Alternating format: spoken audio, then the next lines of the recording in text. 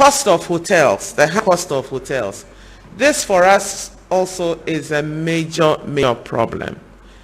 And when I say us, I mean the task force. Like I said, there are several ministries, department agencies working together. It is difficult for the task force to get hotels that are willing for their hotels to be used as quarantine. That is a major problem. And so the hotels that have agreed are the ones that are being used. Also, the second issue that we have is, even if a small hotel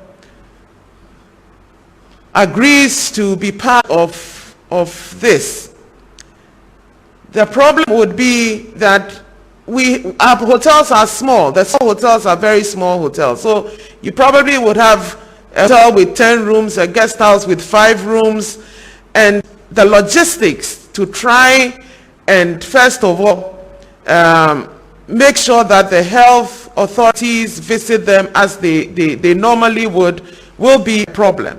Also, the security services would have to be posted at these quarantine centers or these hotels. That would also be a problem. So we're always looking for larger hotels that would be able to cater for large numbers to make it easier for us. So those are the two main issues why we're not able to get smaller hotels to be part of this, apart from the fact that they also do not want their places to be used. And I'm sure we all know what kind of stigmatization having to deal with because of COVID.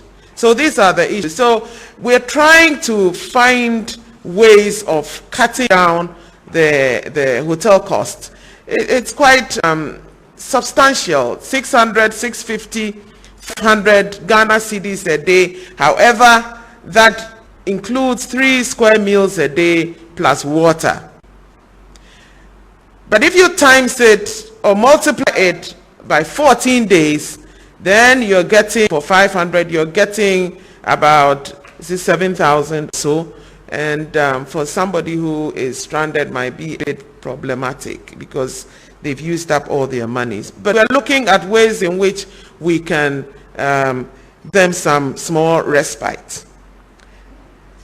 The challenges that we're facing, I've said it already: finding hotels that want to participate, the cost of the hotels, who do we categorize as destitute? And the typical example that I gave was there are people who are in Dubai who, well, part of them have been brought back. The other group are on their way as we speak. There are people who were found loitering about, who, because of the circumstances of how they live in such places, countries like Dubai, where many of them are artisans, are maid servants, domestic workers and stuff. They live in dormitories, and they work in hotels as well. Once your employer loses their job, they kick you out. Hotels have closed in those countries, they've kicked them out. So they were living rough on the streets. And so these are people who are destitute, and they made headlines in Dubai newspapers. We had to bring them back. So those are some of the people that we would categorize as destitute, and we've had to bring them back.